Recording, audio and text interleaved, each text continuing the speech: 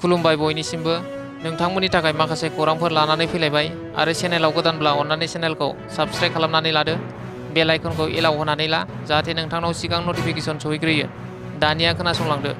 गिबि खौराङाव दङ तामुलपुराव गिख्रंथाव लामानि जाब्रबथाय।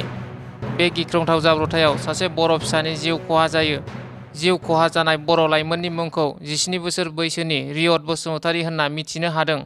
मिथिनो मोननाय बादिब्ला जिउ खहा जानाय रियद बसुमतारीया तामुलपुर कमार्स कलेजनि सेथि बोसोरनि फरायसा आरो तामुलपुर जिल्लानि सरथला गामिनि उपेन बसुमतारीनि फिसाज्ला।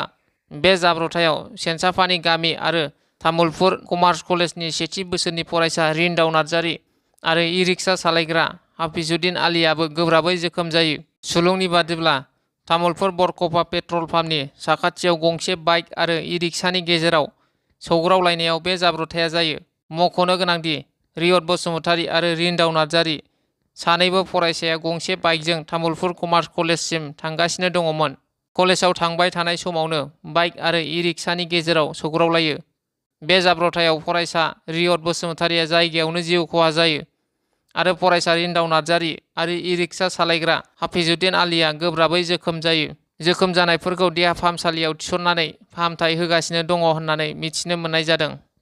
नैथि खौराङाव दङ सनितपुर जिल्लानि दिखियाजुलि 15 नं माहारियारि राजा लामायाव पुलिसआ गान्जाजों लोगोसे सासे सुबुंखौ हमदों।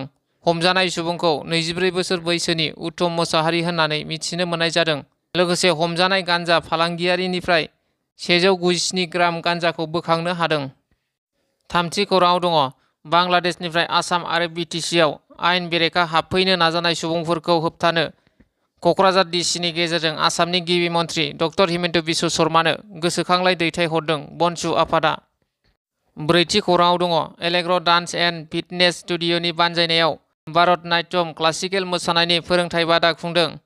उदालगुरिनि आमबागावआव थानाय एलेग्र डान्स एन्ड फिटनेस स्टुडिअ'नि बानजायनायाव सानथामनि मेहेरगोनां हाबाफारिजों भारतारि फोसाबनाय मोसानाय भारत नाट्यमनि फोरोंथाय मावबादा बानजायदों। एलेग्र डान्स एन्ड फिटनेस स्टुडिअ'नि बिगोमा जरल थमास दैमारिनि दैदेननायाव बे फोरोंथाया जादों।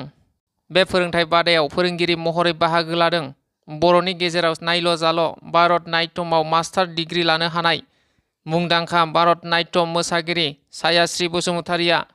आमबागाव ओनसोलनि गोबां उन्दै उन्दै सोलोंसाफोरा बाहागो लानाय भारत नाट्यम मोसानायनि सायाव बेसिक गियानखौ होनो आरो इन्डियान क्लासिकेल भारत नाट्यम मोसानायनि बागै गुवारै गेवसार होनायनि थांखिजों बे हाबाफारिखौ बानजायदों।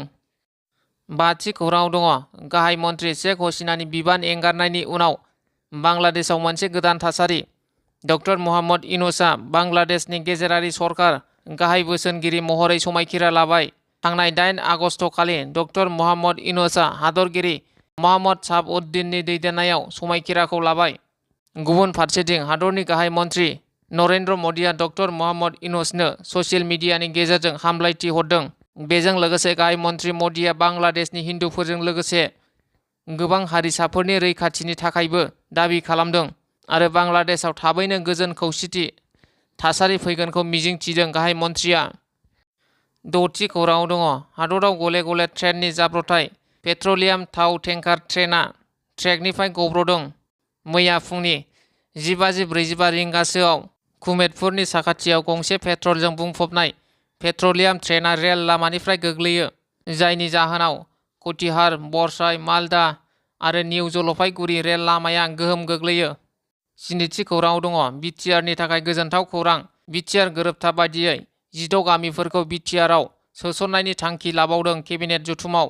गिबि मन्थ्रि डक्टर हिमन्त बिश्व शर्मानि दैदेननायाव मैया जालांनाय आसाम केबिनेट जथुमाव बांसिन बर' सुबुं अनजिमा थानाय गं 16 गामिफोरखौ बि.टि.आर. ओनसोलाव सोफादेरनो थांखि लादों।